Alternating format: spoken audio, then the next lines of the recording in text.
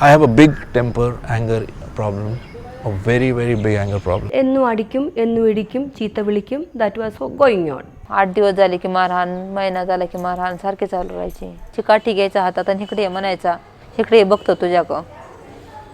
मग मला भीती वाटायची की मला मारून टाकणार हे. But when I'm angry, it has to be my way. And I get angry every day at least 15 times. मारून असे कातडे बाजूला काढलं होतं ना, त्याच्याबरोबर मारून त्या लाकडासारखे असं लाकड असायचं ना. काम नाही केलं की शिव्या गाळी द्यायचे, लेगान शिव्या द्यायचे. There were times when he would call me a prostitute. He would call me a slut, you know. I don't remember a single day when I'm not angry. मी पण चिडायचे ओरडायचे, तो पण चिडायचा, त्याचं ओरडणं चिडणं व्हायलेंट मध्ये जास्ती व्हायचं. He used to check my mails, he used to check my phone, he used to track my money, he used to track my account also, photos, with whom I go. काही कारण काढायचे, तुला स्वयंपाकच येत नाही, तू व्यवस्थित धुणं नाही धुतलेलं, तू जेवण व्यवस्थित बनवत नाही, व्यवस्थित घर नाही झाडलेलं, म्हैस बांधली नाही, म्हैस रातची सुटून गेली, आम्ही शेतकरी आहे ना.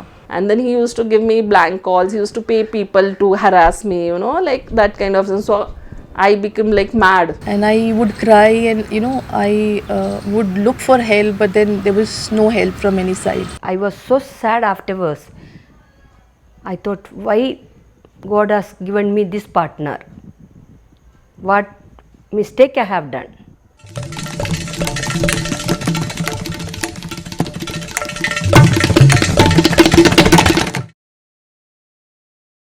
I used to suffer like anything. I was thinking why I got married to this fellow. Of course, in the office there is lot of work. If I am late for 5 minutes, he used to beat me on the road. Why you are late? That was he. He never used to feel ashamed for that. I used to feel ashamed. Looking at the people, how can I look at them afterwards when he is beating me in the road? And when we go to Kerala, to his native place, and he is absolutely different person. With his relatives and sisters and parents, he is so lovely person. But with me, he will start more beating, more abusing, more using bad words to me in front of them. He will call me names. Once my mother-in-law told me, she was little bit better lady, she was a nice lady. She told me, child, you don't worry, his father also was like this, he also treated me like this. This is our bad luck, so just forget about that. You think of your children and live. Do you remember how it would affect your children when they were small? When you were small, my sisters were here, so you didn't feel much. Why do you think I'm making this film? No, that is what I feel. Have they taken this violence to their marriages in any way, or how has it impacted? मैं खोटा बोलूँ का खरा बोलूँ? खरा बोलना. नहीं, तुम्हारे बारे में, बिंदु का बारे में मैं बुरा नहीं बोलना सकता. We are not going to use all of it. You just Don't say, worry, I will use whatever is usable. Bindu will use whatever she feels is good. You say khara, not khota. Then she will decide what she has to do. Bindu is little bit like her father. No, really, I'm telling. It is on. No, Bindu is little bit like, not little bit. She is more or less like her father. Fighter cock. True. अरे खाली मैं तो सच बोल रही हूँ. He was psycho, she is psycho.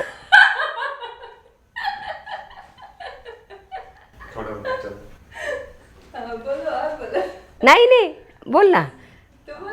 नाही एवढंच आहे. आता बोलू? ए नको.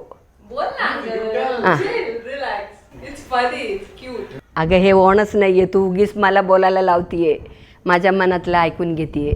Again, me record करते. बोल. I remember once you had bought petrol and all to commit suicide. Do you remember that? You've forgotten everything. Myself? No, he bought acid to pour on me. He brought. I did not bring petrol from anywhere. He brought acid to pour on me. How did you find out? Somebody saw that. Then? Who saw? I don't know. In the house only somebody saw it. They have thrown it off. How did you continue living with him? What to do for my children? What for your children? I mean, Because I love them. If I do something, if something happened to me, who is there for my children? what if something happened to you? Matlab, wasn't your health under? I mean, tell me about your hand. See, I was always under pressure. Whenever he comes to home, he will fight. By 6 o'clock, he comes home from office. Oh, I used to be scared. I will say, now he will start fighting. The neighbors will hear all these things. He himself will come, he will close the doors and windows, and then he will scream and he will put on the TV loudly, and then he will say what all things I don't know. But then I will think, "Hooray, now he will beat me." I used to be very scared. Very scared means there is no words to explain that. Then I used to, many times I used to think that, and I told you that I want to die. But again I think, no, if I die somehow, my children will be all alone in this world. Who will take care of them? That's why I did not do anything. Wait, you never thought about leaving him? No. See, I thought my children are there. For them, father should be there, not only mother. That's why I never thought of leaving him. It's hard, but that was the reality of my childhood, which was my parents fighting all the time, and such loud sounds coming from the rooms inside all the time that I would just close the living room door and increase the volume of the TV just to cut out the sound, make sure that save me somehow.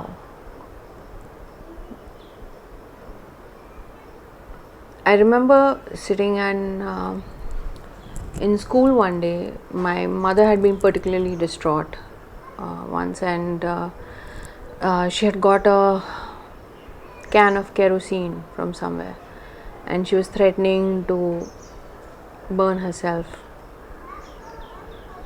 And I used to not really believe threats and all that, but that time I saw something in her that really disturbed me, and I was sitting in school thinking, when I go home, what is it going to be like? I mean, it was a relief to see that she was okay when I reached back home. It took 2 or 3 days before my mother actually started eating food again. I used to definitely blame them both for all the noise, for the conflicts, for the violence. There used to be these long periods of cold silence between them, when they would just not talk to each other, and then my mother would poke at him. I would feel like she's provoking him. Don't spit in the wash basin or whatever. It was as if that was the only way, fights were the only way that they could really connect with each other.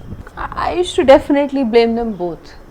Really, I didn't know about the cycle of violence. So I used to see them both as being, part of the whole thing.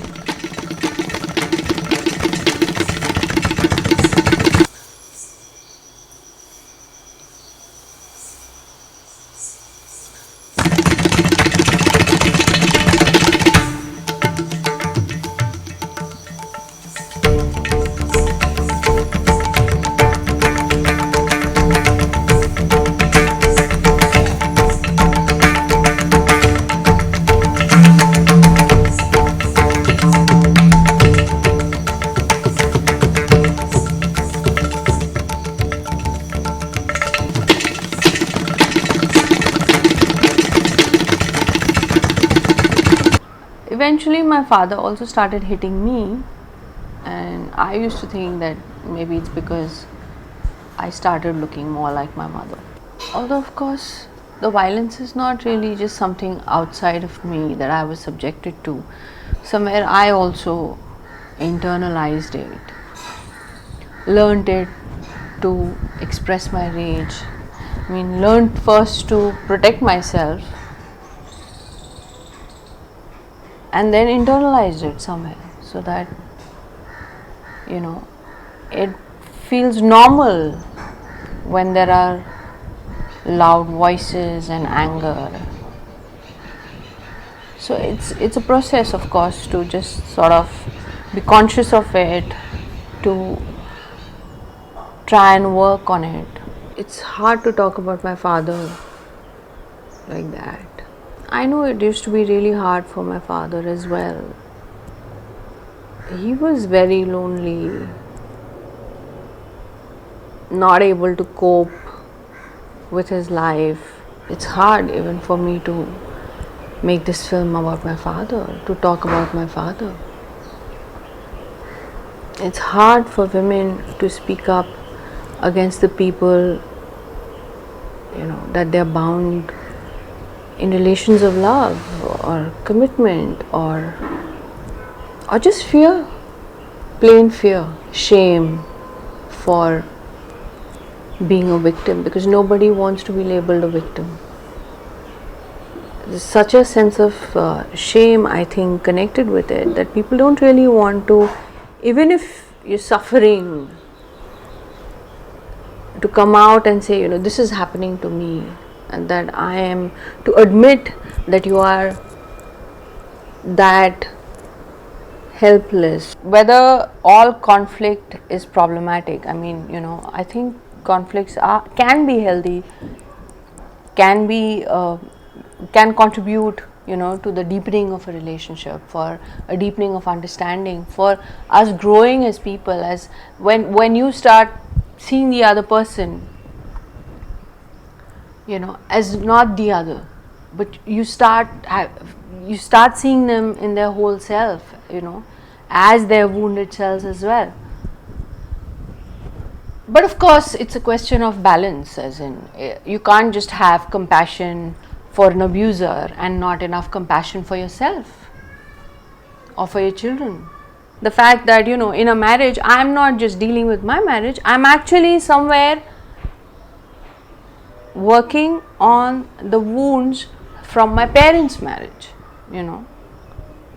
I mean, and this is the case with everybody. So I came to know these really awful things about my father. What is your memory of your childhood like? I guess it goes back as much as when I was Zisu's age.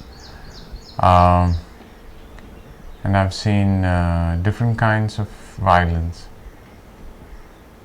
When it would be occasional, and when dad would hit mom, and it would be very bad.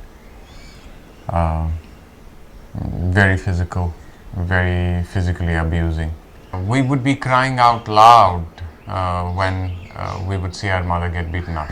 She had like contusions and very bad blue marks on her entire body, and that has been quite distressful and permanent, etched in the memory.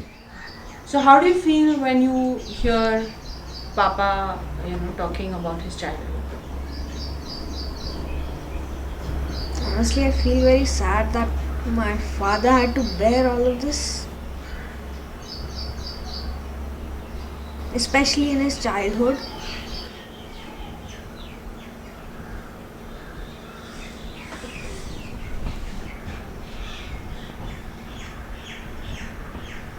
How do you feel about our fights? Obviously, I feel a lot of pain. I keep thinking that in some ways, I mean, it's definitely not as bad as my parents' marriage. I mean, of course, it's physical violence doesn't get between us all that much. I mean, it's not a frequent thing or a intense thing between us. But yes, it is occasional, once in a while. And I feel bad about that, because it is not so much that, you know, we would want to break up our marriage, but it is enough that we are recreating the kind of pain that we had as children, you know. Huh, Zizi? Yeah. What is it you wanted to say? When Papa and Mama fight, I feel sad. And again they fight one more day, then I feel irritated. Good for the kids not to have us fight before them, and it gives an opportunity, conflicts rather give an opportunity for us to grow in the relationship, and I guess I would like to grow in the relationship for a very long fighting? time. Yeah, once in a while. By fighting, because that also gives you strength to fight outside, you know, when you have to, in some ways, but not fight badly. I feel very disturbed by that. And especially when it happens almost every day.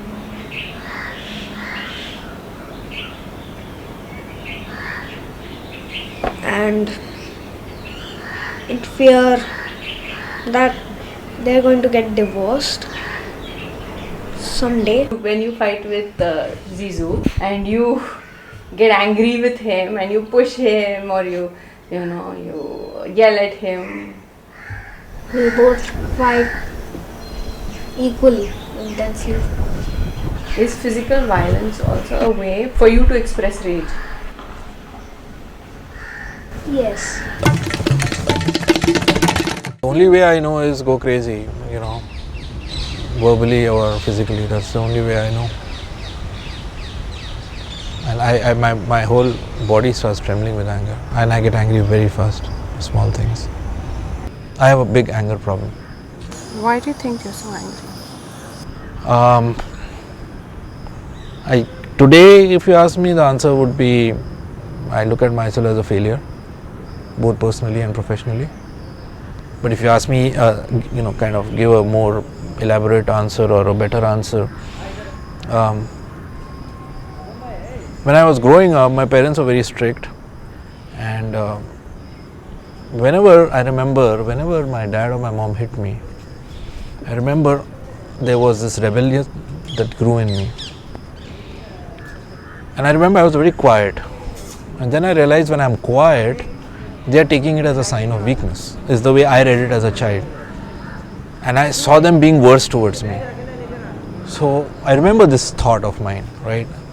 And I said, I have to become aggressive and push back. I have to be aggressive, otherwise I will lose out. These guys will, take advantage of it. And that's where I think my nature kind of changed.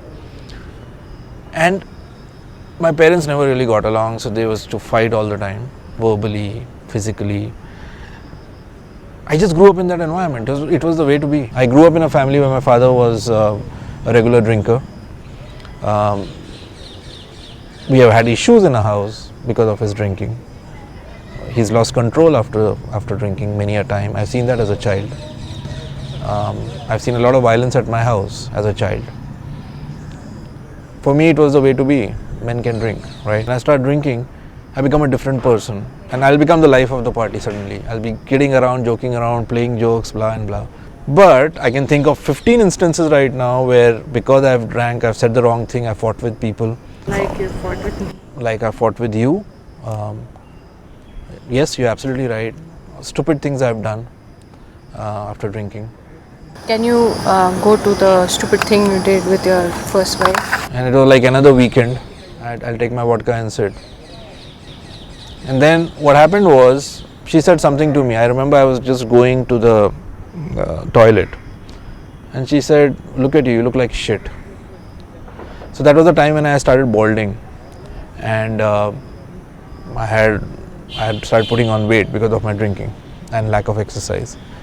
And she was very attractive, she was very health conscious, all of that. And she said, look at you like shit and look at me. That really, nobody had ever told me that ever before in my life, on my face. People may have felt that, women may have felt that, but nobody has said it to my face. And when I looked at her, she meant every word of it. And something inside me started moving. It was almost like, the tectonic plates inside my inside my body started shifting. So I told her a couple of things. She said something. That was it. All right, going to go sit out in the living room, drink. I'm drinking a lot. I come in the room and she's texting someone. And I asked her something, she didn't respond. And I felt she was texting someone about me.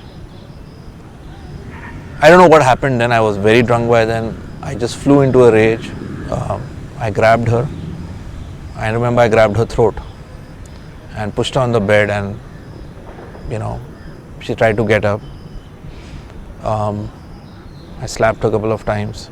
The next day she packed basic stuff, went out, and she decided she's not coming back. I've had so many failed relationships in my life with women. I don't have a happy married life either right now. We are together only because of my daughter. For my daughter's sake as well, it's probably better if I'm not around her every day, because she sees our fights and that impacts She has told her mother recently that, Mama, can I choose the boy that I marry? To which her mom said, sure you can. And she said, because I want to choose a good guy. Papa is bad. He keeps getting angry with you. So that shook me up when I heard it. In my marital relationships or any relationship with a woman per se, I don't think it's going to get better. I think I am not even ready to put in any effort now. I'd rather just stay away from it. You've given up? Yes. I've given up and I'm saying this is what I am. आमचे वडीलच होते तसं तर आम्हाला नवरे कशाला नाही भेटायचे तसं. आईचं जसं हालत झालं तसं आमच्या 6 बहिणीचं हालत झाली. लवकर लग्न करून दिलं आई बापाने, तर मला काही कळतच नव्हतं. मग ते हाणमार करायला लागलं. मला त्यांची भीती वाटायला लागली ना. भीती वाटायला लागली तर मग मी खूप रडायला लागले. तर मला असं समजलंच नाही हे नवरा कशाला करून देतात म्हणून. तर मग त्यांनी माझ्या साड्या जाळून टाकल्या लग्नाच्या. कारखान्यावर घेऊन गेले ऊस तोडायला. तर मला कधी ऊस तोडायचं असं बांधायचं माहीत नव्हतं, काम करायचं माहीत नव्हतं, कधी असं घास कापायचं माहीत नव्हतं. तर मग ते खूप मारायला लागले. असं करता करता माझा हात मोडून टाकला त्यांनी. हात मोडला आणि हिथलं हाडूक मोडलं छातीमधलं. डोक्यामध्ये दगड टाकलं होतं. पाय पोटात राहिला की जास्त प्यायचा, मारायचा. मग त्याच्यावर 2 मुली झाल्या मला, तर मग जास्तच हाणमार करायला लागले. म्हटले मला मुलगा पाहिजे, मला मुलगी नाहीच पाहिजे, तुला ठेवणारच नाही. मी त्यांना कधी असा हसत चेहरा त्यांचा बघितलाच नाही. सारखं पेलेले, सारखं निशामध्ये, सारखं घरी आले की चिडचिड करायचे. जेवायला बसलं की जेवण फेकून द्यायचं, भाजी बनवली की भाजी फेकून द्यायची, बाजार आणलं की बाजार फेकून द्यायचं. आपण जर किराणा भरायला गेलो की आपल्या मागं यायचे, पैसे हिसकावून घ्यायचे, परत पिऊन घ्यायचे. आमच्या खेडेगावामध्ये तसंच आहे. कधी बायकांना माया लावायचं नाही, कधी प्रेमने बोलायचं नाही, कधी हसून बोलायचं नाही. सारखं निशामध्ये राहायचं, काही पण शिवे द्यायचे. बायकांना काम करायला लावायचं, स्वतः दारू पिऊन घरात झोपायचं. आणि परत बायकोंकडून पैसे न्यायचे, नाही दिलं तर तिला मारायचं. मी थोरल्या मुलीच्या टायमाला डिलिव्हरी झाली ना, तेव्हा मला 12 दिवसाने घेऊन गेले. ते घेऊन गेले तर मला घरात काही खायला पण नव्हतं डिलिव्हरी झाल्यावर. त्या धीर म्हणजे रात्री 12 वाजता बाथरूमला जायचं होतं त्यांना. बाथरूमला जायचं होतं तर मी आपलं बाळ उठले म्हणून मी पण उठले. तर त्यांना ते पोटात शेक आलं, त्यांच्या भावावर शेक आलं तर तेवढं रात्री मला मारलं त्यांनी. मारलं तर तेवढं रात्री मला लोणावळ्याला म्हणजे 5-6 किलोमीटर चालत नेलं. तर रात्री मला लोणावळ्यात 12 वाजता तर सूर्य उगूस तर मला फिरवलं त्यांनी त्या रेल्वे पटरीवर. तुला रेल्वे खाली टाकतो म्हणून. म्हटलं आता आपल्या जीवनाचा काही उपयोग नाही. हे असं त्यांच्या भावावर, स्वतः भावावर त्यांनी शेक खाल्लं म्हटल्यावर आपलं काय जीवनाचं जगून ना जगून काय उपयोग आहे. टाकलं तर टाकलं. मी हिंमत धरून गेले त्यांच्याबरोबर.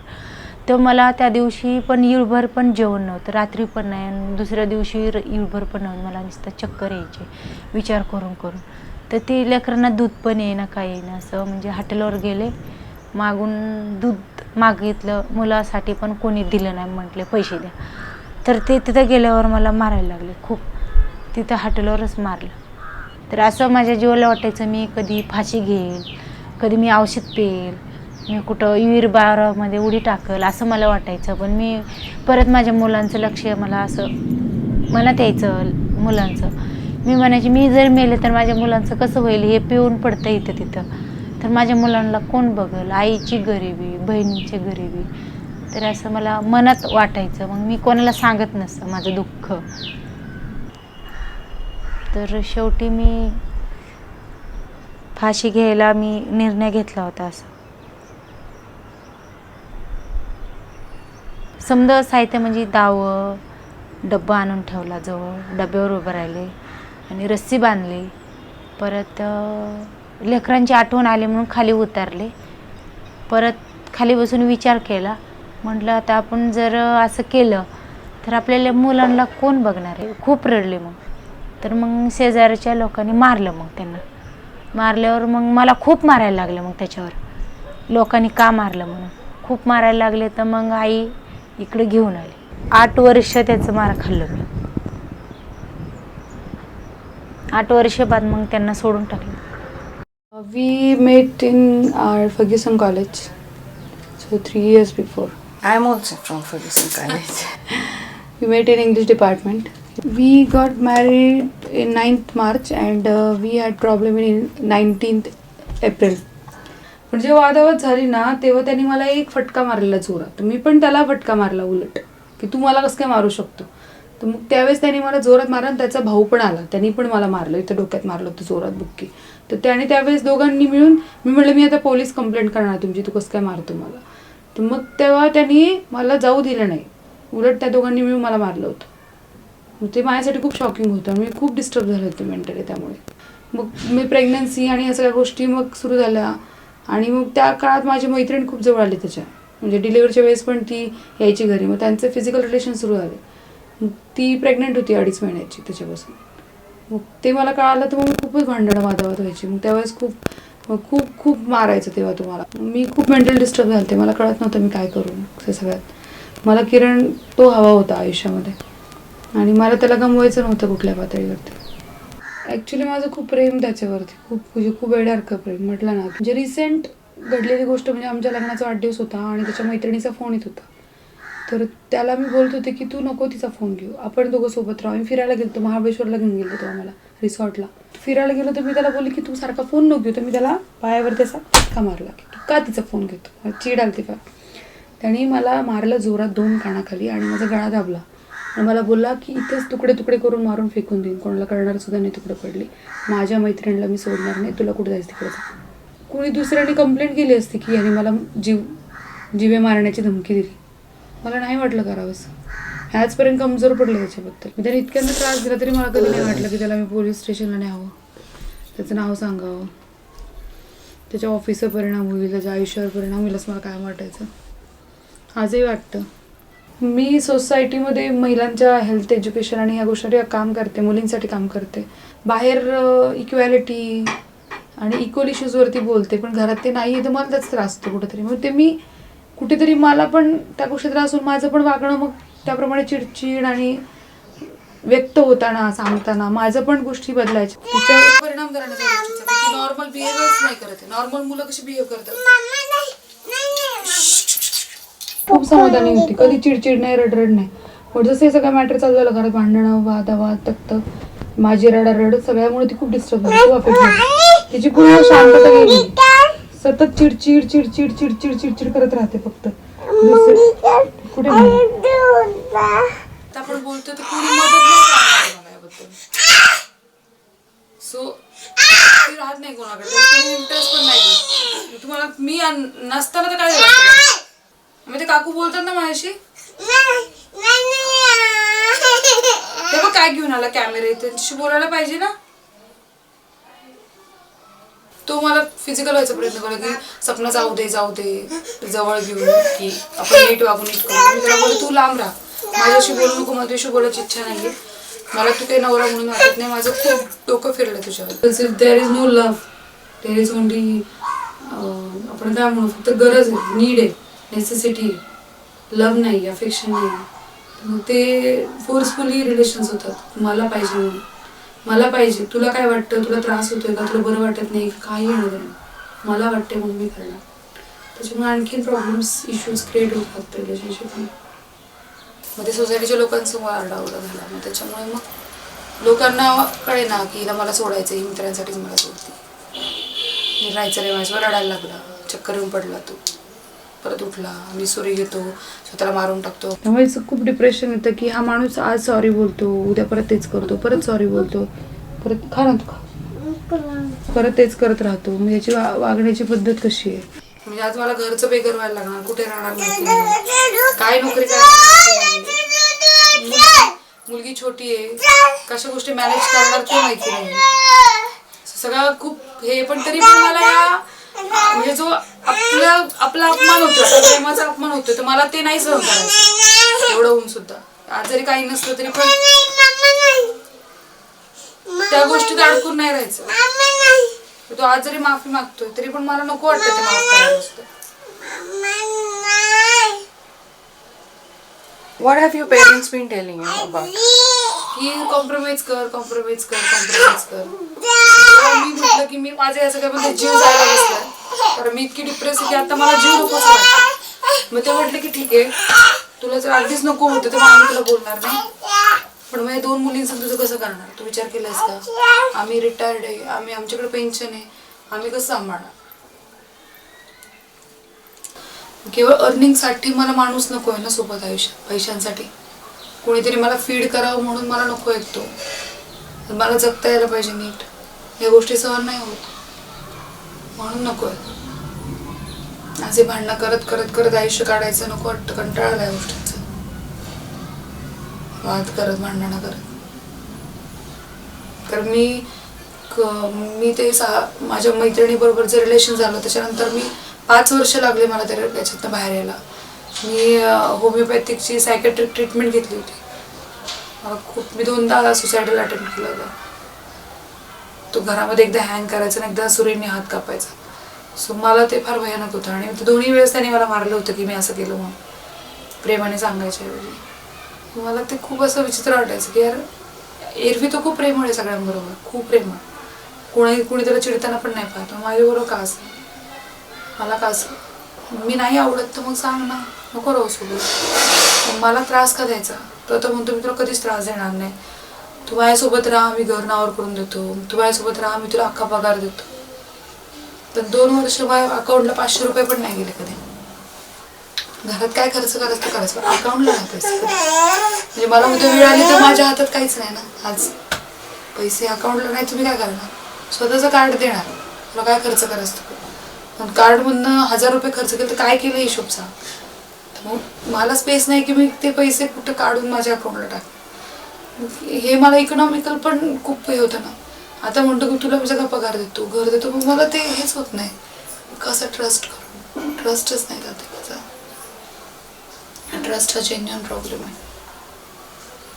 सगळ्यात महत्त्वाचा. त्यामुळे मग असं वाटतं फाईट करायची आपल्याला, कशी करायची, काय करायची, फाईट करायची. मार खात जगणं तर मरण्यासारखंच आहे. की मी म्हणतो ते झालं तर बरोबर आहे, नाही मारणार, मग कौतुक करणार, लाड करणार, कपडे देणार, सामान देणार, खायला देणार. मी नाही म्हटलं आणि ते गोष्टी केलं तर मग मी चिडणार. म्हणजे तुमची बाई ॲसेट आहे, कुत्र्या मांजरांसारखी. ऐकलं तर ठीक, नाही ऐकलं तर पनिशमेंट करतात ना बायका सहन, मग तुम्ही पण करा. असं सवय होते. मग जेव्हा लोकांना, पुरुषांना कळेल की नाही सहन करायचं, सहन नाही केलं बायकांनी तर घर मोडतं, त्या नाही राहत आपल्यासोबत. त्यांच्यासाठी आम्ही कामवाल्या बायाच आहे ना, कामं करणाऱ्या, सगळी कामं करून देणाऱ्या. जेव्हा म्हणणार नाही करणार, आम्ही नाही म्हणायला शिकलं पाहिजे. मला तरी वाटतं की बोललं पाहिजे, बोललंच पाहिजे. प्रेम एका बाजूला आहे, लोकांसाठी जास्त जगतो ना आपण. लोक काय म्हणतील, सोसायटल प्रेशर, कोण सांभाळणार. आणि सगळ्यात महत्त्वाचं ना, बायकांना नोकरी नाही करतात सगळ्यांना मुलांमुळे. मग ती मुलांसाठी घालवली एनर्जी दोघांनी मिळून घालवली असते ना, ती फॅमिलीसाठी असते. तिला एकटं पाडण्याचं सोसायटीला काहीच हक्क नाही आहे. आज मी नाही मेले, माझ्यात हिंमत नाही आहे माझ्या पोरीमुळे, हिला कोण सांभाळणार. आज मी या दिवसांमध्ये कोलॅप्स झाले असते, गेले असते, मग काय केलं असतं त्याच्या पश्चातापाचं, त्याच्या रिग्रेटचं मी काय केलं असतं. माझा जीव गेलाच असता. आज मी त्याला होल्ड करून ठेवलं म्हणून मी आहे. मी ज्या दिवशी होल्ड सोडणार त्या दिवशी मी नसणार. मला तो होल्ड टिकवून ठेवायचा ना काय. जगण्यासाठी. I fell in love at 17 and married at 20, and my first love, so it was so special, you know. We were running our business together, we were running restaurants, and I got busy raising the children. We lived very far from our workspace, so you know, we could see that we had lost each other, the closeness. So there was an affair, and I mean, then of course there was no holds bar kind of fights and stuff. And I also had a talk with that girl, and she said, no, I'm sorry, and it just went out of hand, and you know, I guess he was looking for the younger version of you, like he was missing you, and he so there's a lot of wisdom after everything is damaged. And he also said things which were lovely to hear, like recommitting to the relationship, to the marriage, to the family, the kids. So somewhere it was hard, but we found our way back to each other. We had another child. So I started telling people, you know, that one affair is really, you know, if you sail through it, and it brings the couple back together to each other. I truly believed it. Did you think that if you had had that affair, that... Oh no, that doesn't work. That doesn't work. The one problem in our marriage was about my ex-husband now. He would always kind of fall in love with somebody. I mean, it was always easy for him to, and then he would come home and say, why can't you be more like this one? Where is your sense of humor? I said, do you remember when I laughed, I couldn't stop laughing? I would just end up crying because it was just so funny and painful to laugh so much. But right now, we are handling a lot. If you can help me with the 3 kids, we were living our separate lives very comfortably, I would say. You know, it was relief, separate lives. It was relief, it was okay. But when dignity went, then I said, I cannot live under the same roof. I could say this with conviction that I choose to thrive, because women, especially divorcees or widows or victims of violence, domestic violence, they don't give themselves permission to say, I choose to thrive. Which are the 5 practices that I can live and learn in my daily life? Compassion, empathy, mourning, forgiveness. You ask me to forget something, I've been raped in my marriage, or I've been hurt or taken my fair right of money which I have earned away. Don't ask me to forget it. But if you ask me to forgive, I can try. 5th one is gratitude. Whenever I have gratitude for being alive, because I tried to commit suicide. After non-violent communication, I came across Vipassana, of course, and Kabir. At some point at 45, I came to that space that I am enough. I am imperfect and I am enough. Domestic violence is really inherently because of the patriarchal system, where it's a question of the man's power and an expression of power. So that's why it cuts across all communities, you know, and all classes, all castes. Men perceive this power and control as their entitlement to control their labor, to control their mobility, to control their money, to control their bodies, reproduction, sexuality.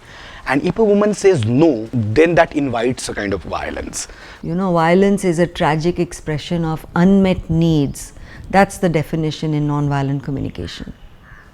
That a person chooses certain strategies, certain approach, certain words, certain physical or emotional or financial methods to do something to meet their need.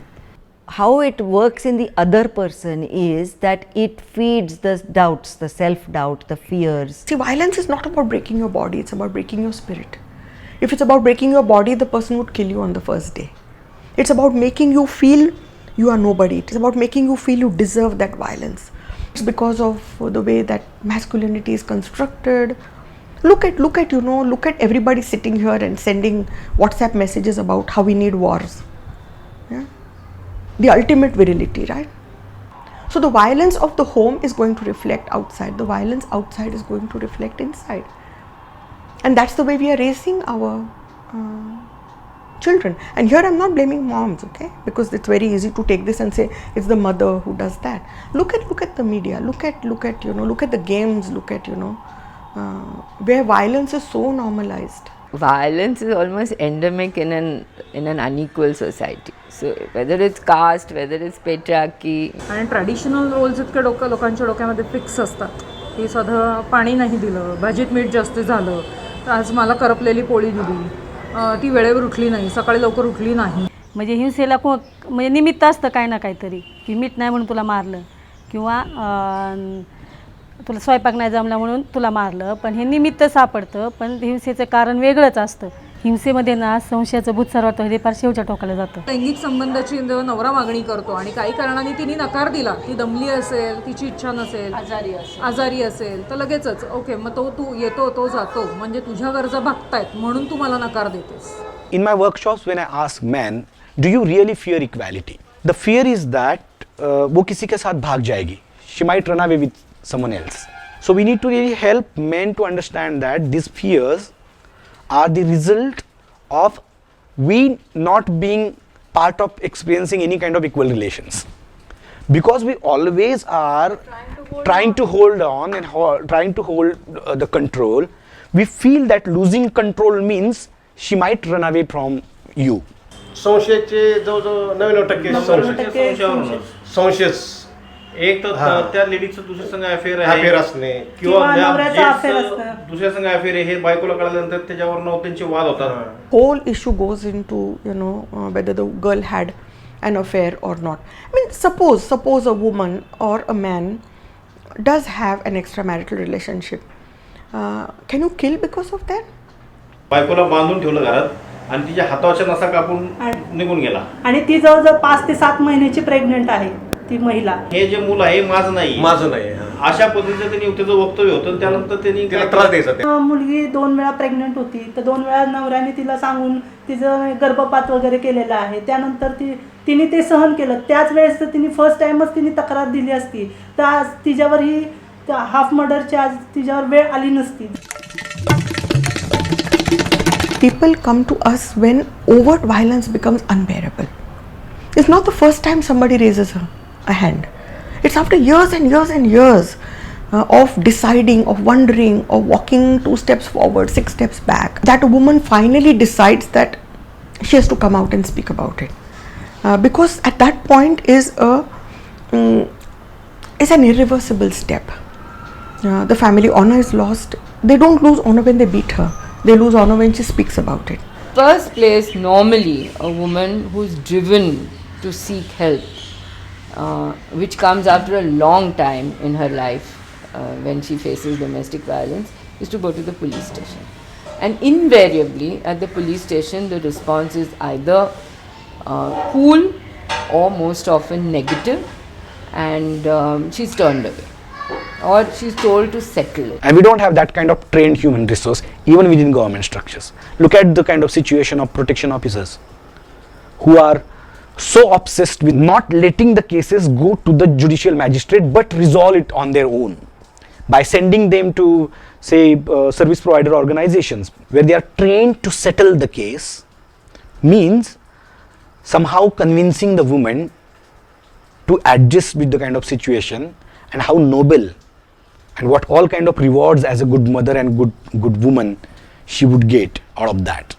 It is largely influenced with the idea that family is the important unit that need to be really saved, and women need to then sacrifice to save that unit, because that unit is what makes Indian society. Women may not have agency many a times. A counselor or someone who is helping her would make decisions on her behalf, and then everyone around her who are not trained would start convincing these women to adjust somehow, and result would be they would generally say, okay, give a birth to a baby and then things might change. Let the baby grow, things might change. Let the baby grow adult, then things might change. And then you have cases where 70-year-old women reporting domestic violence, because they waited throughout the life when the cycle would break. And so how do you break that cycle of violence? How do we do safety planning? When honor tells me that when my husband beats me, I keep quiet. You have to teach a woman to shout. When I'm beaten inside the house, I run inside the house. You have to teach her to run outside the house. Today, actually, many women might want to say no to violence, but do not have any mechanisms for supporting them. If you want to get out of a violent situation, where do you go? Parents' houses are very often inaccessible, either purposefully or sometimes they're just not available. We have seen parents bring their daughters or brothers bring their sisters to Masoom when she's come back for 3 months or 6 months, and so who's going to feed her? Who's going to feed her children? जर अशी स्त्री स्वतः काही काम करत नसेल, ती earning नसेल, तिच्यावर मुलांची जबाबदारी असेल, मग अशा वेळी तर हे माहेरच्यांचं हळूहळू प्रेशर वाढायला लागतं. म्हणजे जसं सासरी तो डायरेक्ट छळ आपल्याला दिसतो की मारहाण झालेली आहे, पण माहेरी सुद्धा तो मानसिक छळ जो आहे जो दिसत नाही, पण तिला तो जाणवत असतो. If the husband comes, the first day they'll thrash him. The second day, अच्छा अच्छा खाना वाना खिला के. One brother says, see, he's come now, he may not come again. Now don't tell me if he never comes again. Go with him right now. The second brother says, if you go now, it's forever. माहेरच्यांचं म्हणणं काय असतं की एवढं 2-2 लाख आणि 4-4 लाख रुपये हुंडा देऊन एवढं देऊन लग्न करून दिले आणि परत ही माहेरीच हिला परत सांभाळायची का, आणि त्या बहिणीचं लग्न व्हायचं आहे आणि भावजं यायचे अजून, मग ही जर इथं राहिली आणि जर कळलं तर ते आमच्या पोराचं लग्न पुरीचं तरी लग्न होईल का, मग कशाला, त्यापेक्षा लगेच तडजोडीच्या मागे लागतात. You sometimes are fighting the cases. Parents have gone and compromised with the husband. The husband sometimes marrying their younger daughter to the same man, because now you don't need to give dowry. You already given the stuff, and then her children, have an aunt. So the younger daughter being sacrificed to the same man. So unless, and the parents are parents-in-law of somebody else's daughter, right? So it's not like the world is divided into parents and parents-in-law, binaries. So when she gets beaten in the husband's house, parents will not give her space, because their daughter-in-law is going to ask tomorrow and say, I'm suffering twice as much as she is in this house. So it sets off a series of dominoes falling down, and those dominoes of patriarchy. And then comes all of religion, culture, law, everything that tells a woman openly or through hundreds of different signages that the husband's house is the place where she should live. डोली जाएगी, अर्थी आएगी. नाही माझी मुलं आहेत तिकडं, त्याच्यामुळे मुलांना कोण सांभाळणार, मुलांची कोण काळजी करणार. जर माहेर आली तर परत पुढची तिला प्रश्न की ती म्हणतील की मुलांची तरी काळजी का, असं पण बोलतील. आणि मग काही वेळेस असं वाटतं मी जर इथं राहिले तर तो बाबा दुसरी एखादी बाई बघेल किंवा मैत्रीण म्हणून ठेवेल. And because women know that in the mother's house, after she comes back after having faced violence, she is not going to get the dignity of a real person, of a full person, then why not go back to the husband's house? The bruises don't hurt as much 6 months later. There's some chemistry. I remember once talking to a woman and I was telling, she was beaten so badly, and I asked her and I said, why are you bearing all this? And she just looked up at me and she said, get me another man I can sleep with openly. Is there anybody? Once in a lifetime at least, there's one touch that I might find of love. I mean, this is the starvation, this is the poverty. And really the state is not doing anything about it. You need counseling, you need short stay homes, you need long stay homes, you need child support. If you really want to face up to the whole question of domestic violence, women don't have anything. State response is very patriarchal. I mean, it's very, very patriarchal in a sense when it comes to realities, you know. You might have schemes of distribution of bicycles for girls to continue their schoolings, but you might not have any legislation to prevent marital rape, you know. That's the contradiction. You want to bachao your beti, but you don't want to bachao your beti from marital rape. 7 instances of women being killed or being, forced, abetted to commit suicide. We lost every case because we just didn't know how the structures functioned at the level of the village. And so therefore a murder first was registered as a suicide. Witnesses that were the best were not called up on the stand even by the public prosecutor. But every time the judge came out with horrible judgments, the content, was more scary than actually losing the case. Maharashtra has this scheme called Tanta Mukti. It was an alternative dispute redressal mechanism set up at the village level. And we actually looked at whether domestic violence cases were being addressed by the Tanta Mukti Samitis, and women just don't refer it. They sort of laughed and said, how would they take up this issue when the question is there even in those houses of the committee members. Why would the democracy which is existing on the Indian map doesn't enter in our households? Because our doors are so patriarchal and so tightly closed that the moment you close the door, the entire nation is democratic, but the space within the household, the space within the family becomes patriarchal. The language of democracy is missing from interpersonal relations. The language of equality is missing from interpersonal relations. It's never too early to intervene in violence and it's never too late. Oh, so what? He just slapped around a little bit. Oh, does he beat you? Does he starve you? It's too early. It's never too early. And she's already dead. It's too late. No, there are the children. Even the dead have human rights. Even the dead need justice. The best time to stop violence is the first time. Don't let the hand come down upon you. Interventions thought that let's engage men into kitchen work, assuming that there would be a lesser violence. But there are no such evidences. What my experience is telling is that men learn the language of equality but might not stop beating their wives. Which means by merely using the symbolic indicators of men changing or men rolling chapatis or men taking care of the babies might not really lead to end result of changing power relations. There has to be a social campaign against domestic violence.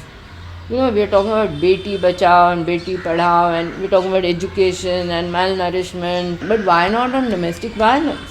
Why doesn't CSR funding go in for this kind of campaign? Because I think that's a problem that exists in every family, which is why you're not willing to actually come out and say anything about it, because a whole lot of people would then be in trouble.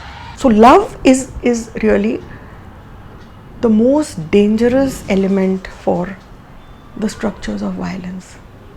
Because if you love, you cannot hurt another person, isn't it? And that's why love becomes the dirtiest word. It's never allowed between people, between religions, between castes, between men and women, between women and women, men and men. The way we've messed up sexuality and messed up gender into binaries of men and women. Because it's easy to control people when there's binaries, right? It's easy to control when one is a good woman and a bad woman.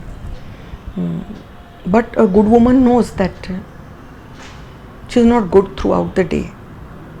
She can be labeled bad 25 times during the day. She stands at the window.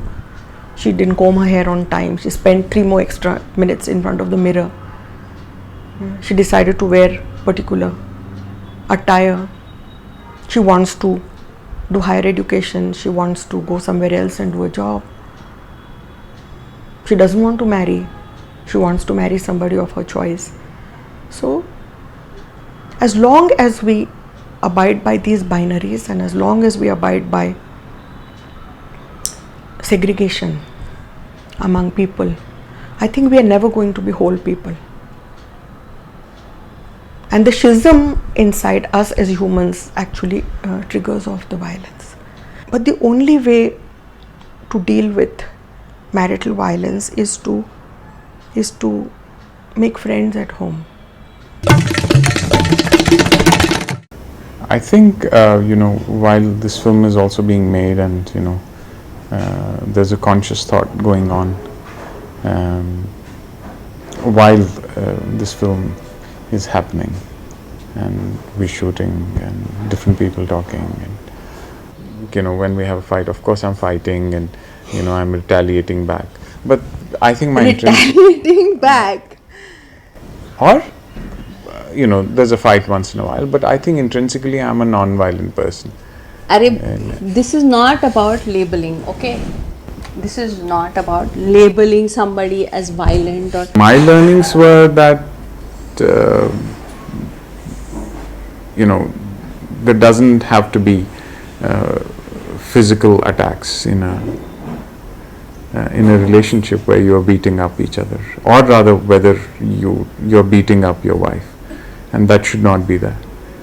I think yeah. What nonsense, Bebo. Yeah. Are you saying you've only learned that now, that you should not beat up your wife? No, I'm saying not now. Why would I learn that now?